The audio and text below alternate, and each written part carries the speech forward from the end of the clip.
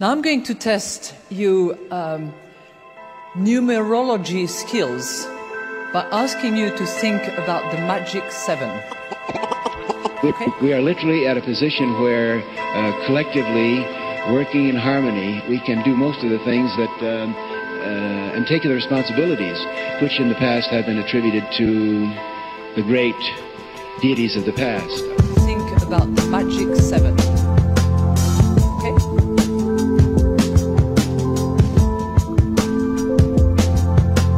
Think about the magic 7. Okay? Hello everybody, I hope you're all doing good. I want to share with you some information regarding the magic number 7 and why I think it's an important number in creation. The magic number 7, why 7?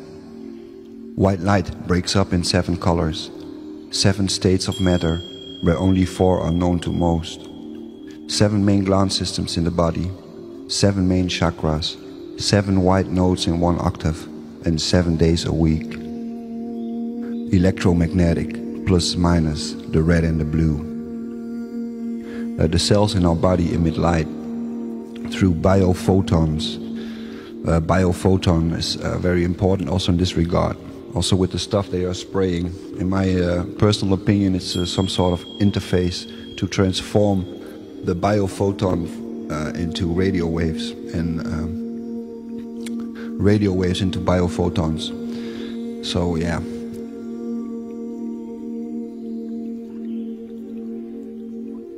And the 7 levels of the auric field, which are first the physical body, then you got the emotional, you got the rational mind, then you have a body for relations with others, and then you have a will, the divine will within, and then you have divine love, and number 7 is divine mind.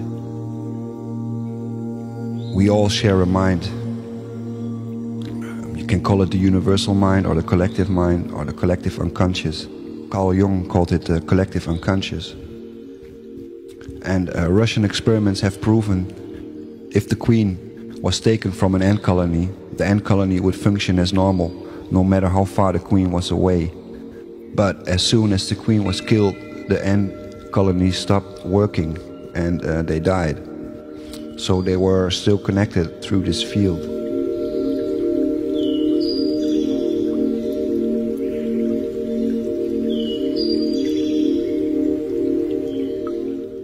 The states of matter, most know 4. So you got 1, which is solid, ice or earth. Then you got 2, this is liquid, water. 3, this is gaseous, steam or air.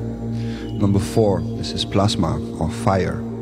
And plasma is ionized gas. It's a superheated gas where the electrons break away from the nuclei. So fire is plasma. Then you got beam or ether, some call it. The 5th element, argon energy. All particles are harmonized, and actually there is a 6th state that should be before 1, and this is the monoatomic state. The monoatomic state of matter is, in my opinion, also a key to understanding how our light body or how we work. It's information in frequency, and depending on the food we eat and how toxic our body is, we are able to process information much faster. So maybe to a point where we start to emit light, I don't know. So if you got number 6 as the monoatomic state, which should be before 1, then we have the 7th state of matter. This is our thought waves. Our thoughts are like scalar waves. Our brain are like quantum scalar wave computers. And thoughts are the 7th state of matter.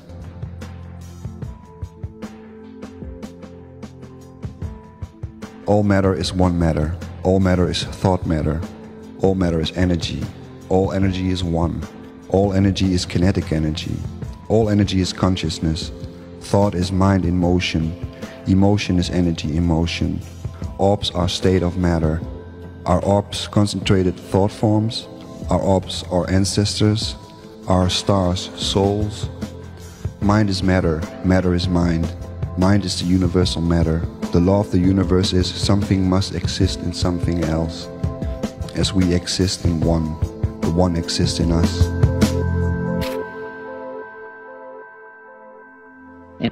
And don't you want to keep everybody right at the edge of the form and the formless? Because that's where the ultimate act of creation is. Refract the light. What do you see?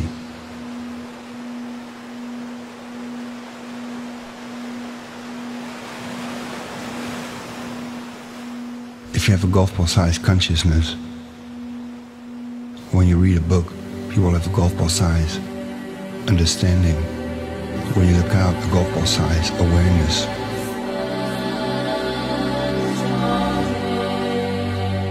But if you could expand that consciousness, everything is nothing with a twist. Sound is light and light is sound.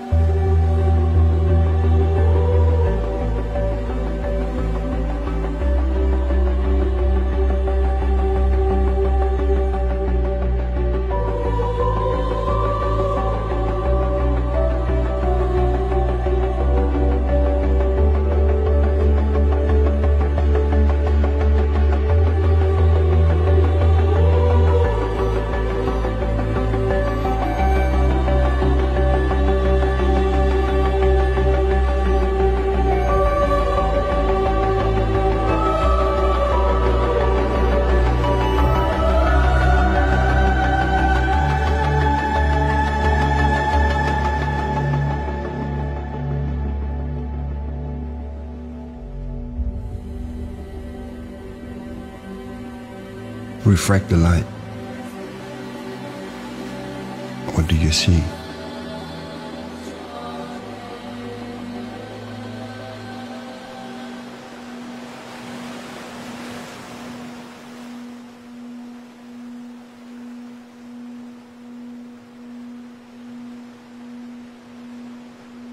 May their efforts be crowned with success, and speed the day when modern science shall be spiritualized and conduct its investigations of matter from the standpoint of spirit, for then, and not until then, will it arrive at a true knowledge of the world.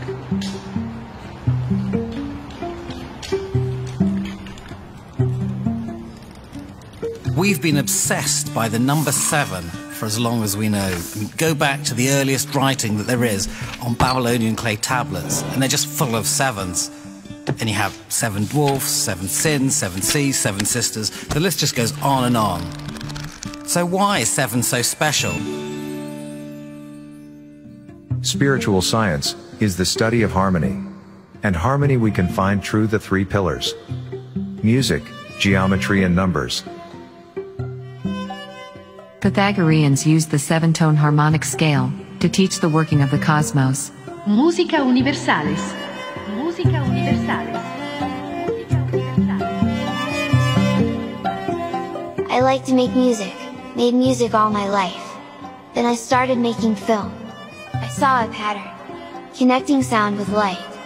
Refract the white or clear light, what do you see?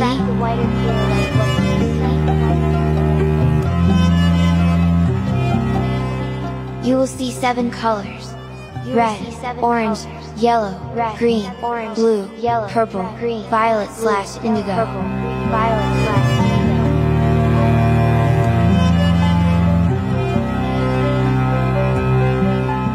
Is this the main structure or pattern of our universe?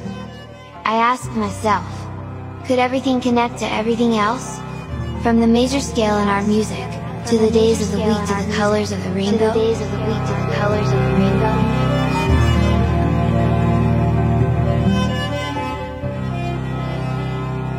Are we in a fractal hologram, where everything is connected? 7 billion souls on 7 seas and 7 continents.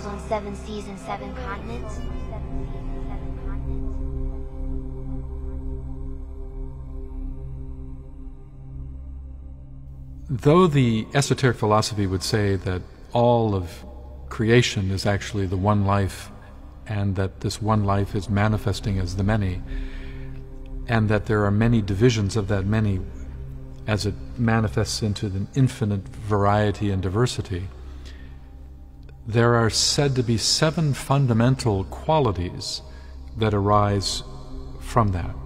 A simple analogy would be to look at the idea of God as white light. Now, when we take white light and we project it through a prism, we see that it fragments itself into 7 colors of the visible spectrum. By using the law of analogy, we can see the same thing playing out. The one life, the light of God, the light of the one life, manifests in and as cosmos, and in the process it becomes prismatic, and it divides itself into 7 colors, 7 qualities, 7 states of consciousness, and that is what we call the rays. Those 7 qualities are equal in their importance to the one life, and that as they manifest, they then intersect and interface and create different mixtures of density of one over another, and ultimately it leads to the great diversity and manifestation that we have today. These 7 qualities of consciousness are the foundation of everything in manifestation, and that they are uniquely expressive of qualities of life, qualities of consciousness, and in a way they are viewed as beings in their own right. We're going to take a closer look at the electromagnetic spectrum. If we understand the nature of the universe, we have to think in terms of frequency and vibration and energy. Frequency and vibration. Now, we could substitute the words frequency and vibration with the words waves, but then we'd have to ask the question, frequency and vibrations of what? What we see as light is only a small part of the electromagnetic spectrum. The electromagnetic spectrum refers to the many types of radiation released from stars, including our own sun. Electromagnetic radiation travels in waves. Frequency describes how many waves per second a wavelength produces. Wavelength measures the length of an individual wave in meters. This is a mechanical model of what you've just seen. Instead of a row of coils, we've got a row of rods. We're going to feed them with alternating current so that each one can rise and fall. And when we turn the whole thing, we get the impression of something traveling along. But I want you to notice that nothing actually travels along, because each rod only moves up and down. The thing that makes it real is when we put something into one of the troughs of the wave. Then something real travels along, can make it go the other way. If you watch an individual rod, such as this one, you'll see that it's only going up and down. There is no horizontal movement at all. Only the ball is a real thing, moving side to side. Scientists describe the electromagnetic spectrum as a long line. At one end lie radio waves, with the longest wavelengths and lowest frequencies in the spectrum. A single radio wave has the length of a football field. After radio waves come microwaves, which produce more energy due to shorter wavelengths and higher frequencies. Cell phones, radar, and microwave ovens use microwaves. Next comes infrared light. The sun, fire, living creatures, and other heat sources all produce infrared light. While we cannot see infrared light, we feel it as heat. Visible light occupies a narrow slice of the electromagnetic spectrum, nestled between infrared and ultraviolet light. Red wavelengths have the lowest frequencies and longest wavelengths of visible light.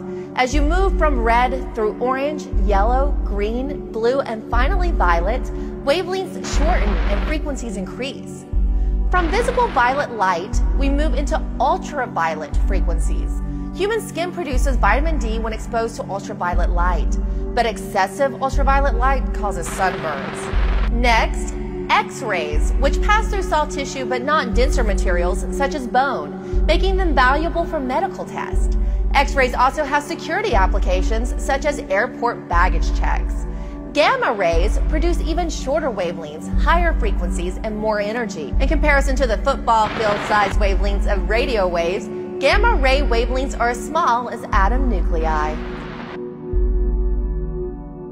Light is not a wave particle. Light is neither a wave nor is it a particle. It is a coaxial circuit field perturbation that works off simplex rules of pressure mediation. It is a longitudinal propagating field perturbation.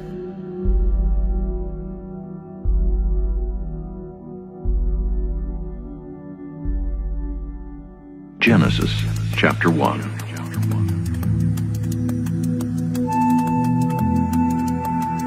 In the beginning God created the heaven and the earth was without form and void, and darkness was upon the face of the deep. And the Spirit of God moved upon the face of the waters. And God said, "Let there be light." And there was light. And God saw the light that it was good. And God divided the light from the darkness. And God called the light day, and the darkness he called night. And the evening and the morning were the first day. And God said, "Let there be a firmament in the midst of the waters, and let it divide the waters from the waters." And God made the firmament, and divided the waters which were under the firmament from the waters which were above the firmament. And it was so. And God called the firmament heaven. And the evening and the morning were the second day. And God said, "Let the waters under the heaven be gathered together unto one place, and let the dry land appear." And it was so. To further highlight that, one more feature needs to be understood. As the one becomes the seven, it first becomes three before becoming the seven. The one becomes the three, becomes the seven. And then the infinite number of diversities that arise from that. Think of white light, as I said, going through a prism, but a prism is always going to manifest as a triangle, and that you're projecting light through a triangle of prismatic glass, and that causes the division of the light into 7 colors of the visible spectrum. So in that simple analogy that I've given you, you have the one, the white light, the 3, the prism, and the resultant 7 rays that come through as the light passes through that prism. So the analogy is very useful in just getting a sense of the underpinning of how important the 3 is, but even more so now, as it'll give us an understanding of where does the 7 come from, where does it emerge out of.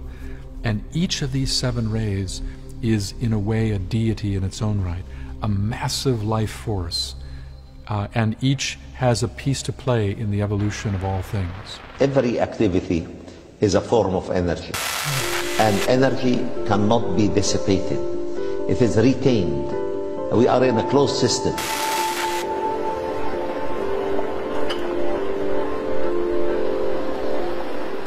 But Professor, why were they looking for 7 Earths? Because in the old literature, even before the Quran, the number 7 Earths was mentioned. The ancient Hebrews were not the first to follow a 7-day week, nor were they the creators of it. It was actually the ancient Babylonians who invented the week as we know it now. States of consciousness, whether ascending or descending, are septenary. The one eternal law unfolds everything in the to-be manifested nature on a 7-fold principle.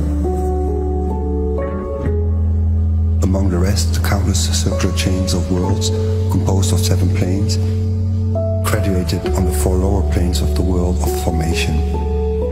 The 3 others belonging to the archetypical universe. Out of these 7, only one, the lowest and the most material of those planes, is within our plane or means of perception. The 6 others lying outside of it, being invisible to the terrestrial eye. Every such chain of worlds is the progeny and creation of another, lower, and that chain. It is reincarnation, so to say. 7 times 7 is 49, is also the incarnation cycle according to the Tibetan Book of the Dead. 3 times 7 is 21. 21 grams is said to be the weight of our soul.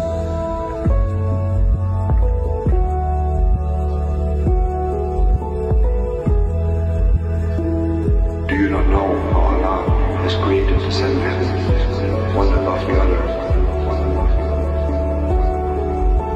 The ascent and descent through these realms by the beings that inhabit them is represented in the Bible by Jacob's ladder.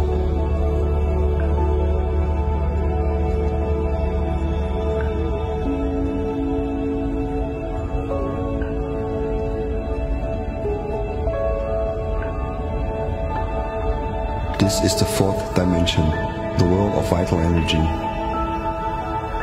The androgynous ancestors of humanity existed in a more subtle level of nature.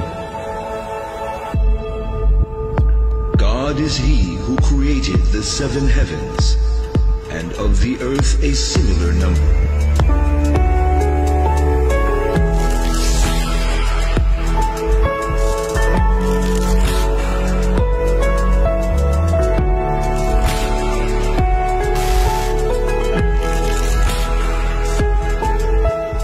We were discussing in the previous episode the notion of 7 firmaments and 7 earths.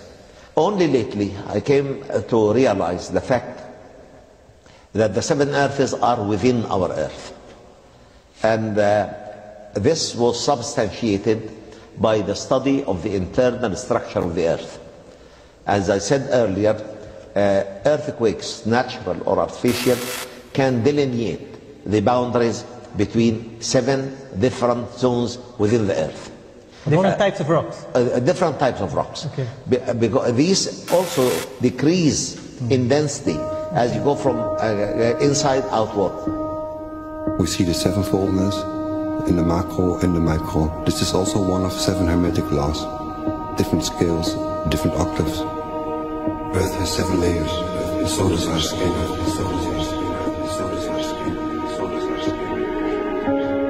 So are we in a fractal hologram? And as you may have seen in other systems, the body houses a system of energy portals. There are 7 key ones, there are another 7 subtle ones, another 7 even more subtle ones, but these are the main ones. Munchie, can you leap up now, please? Get up now, off. 1. But you can see a face even. 2. The face again. 3. 4. 5. 6.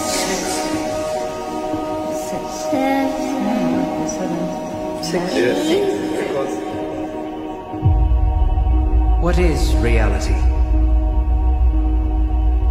Is it singular in nature? Or do several parallel realities exist at the same time? We have to believe in that, although we cannot see them. We only see part of the first firmament. We can see the 7 levels of the first firmament, the 7 levels of our atmosphere.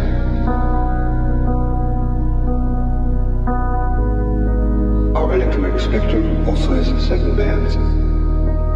7 is the single highest prime number in our 7-dimensional construct.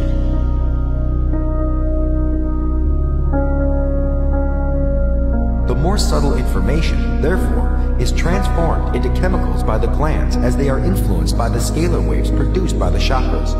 Each of the chakras is related to certain physical processes, organs, and psycho-emotional processes. See, everything you do, everything you say, every action you take, every penny you earn or spend is recorded.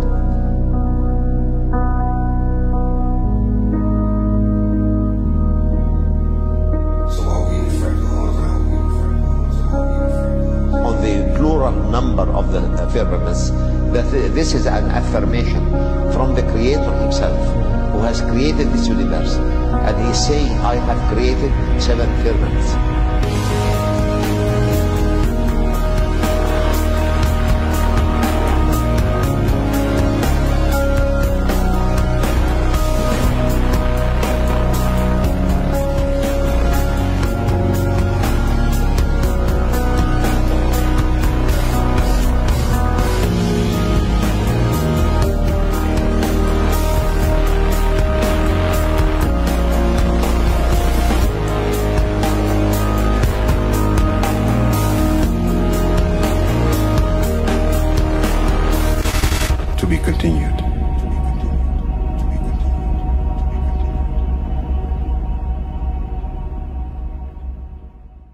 The magic number 7, part 2. Eternity. There is no death. There is no death. Everyone is an indestructible essence of spirit, soul, and God-given life. This triad is composed for all times, and nothing could change that. Also, the transition after earthly death takes place with you being fully aware of it. There is no forgetting ourselves, no losing our memory. We take our acquired knowledge with us. A large part of humanity today is totally unaware of this fact. For the ordinary citizens, after death there is nothing more. Therefore, they are primarily focused on material things like career, money, a big house, a nice car, etc. Of course, it's not a sin to enjoy earthly things, but you cannot take them in the afterlife. Today, however, it is so that we live in a very materialistic age, i.e., life is largely confined to the earthly. The consequence is that most people want success in this life at any cost. They want to act selfish and forget their fellow human beings. This is exactly where the danger lies. Then in sentences like, "What does it matter to me? You only live once," where such a statement is not at all times far from the truth. In fact, yes, you only live once, but forever. If, however, we recognize that our consciousness continues after earthly life, we will change our behavior fundamentally. We become aware that we must leave material things behind. Consequently, the material becomes less important than the spiritual. In addition to the knowledge there is no death, it still requires a further insight to practice the knowledge effectively. This is the law of resonance. Equal attracts equal. All our thoughts and actions cause vibrations that are either of positive or negative nature. If in the course of our lives we act predominantly negative, we accumulate vast amounts of corresponding vibrations.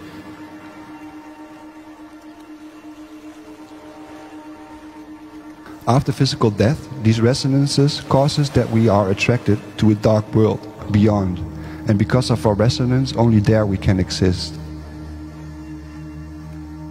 This is the natural justice. Each person is responsible for themselves. Who is accosted must bear the consequences. There is no room for excuses. You can be very successful on earth with cunning, ruthlessness and calumnious behavior, but you will fall deeper later. It would be therefore completely useless to feel hatred or anger against such people, because they have already condemned themselves, which does not mean that such behavior may be tolerated. We now have the key in our hand to start working, because we now know that it's possible to always act so that it produces only positive vibrations, and the darkness has no room. This realization is already enshrined in the law. What you do not want done to yourself, don't do to another. Treat everyone as you want to be treated yourself. Nothing more is needed. Those who internalize this simple awareness will be on the road to heavens. In more detail, the magic number 7. The 7 characteristics of the sacred, divine spirit show us the clear way. 1. Love. 2. Kindness. 3. Compassion. 4. Forgiveness. 5. Justice. 6. Self-sacrifice. 7. Truth.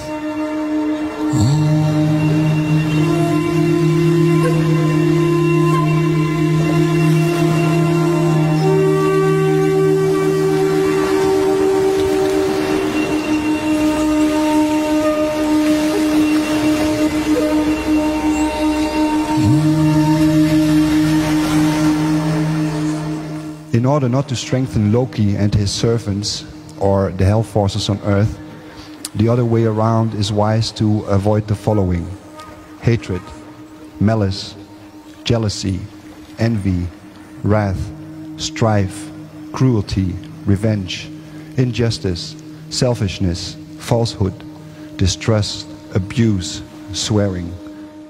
We should also get rid of fear. Then intimidation and threats are the main weapons of the dark. With the knowledge of eternal life, however, this should not be hard. To live according to the laws of resonance is not always easy, especially at the present time.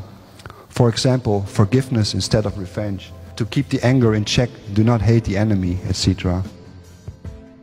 However, you should never give up hope, because this is a particularly strong vibration. The earth is just only the first step on a long road. Much love and awareness to you all. And don't you want to keep everybody right at the edge of the form and the formless? Because that's where the ultimate act of creation is.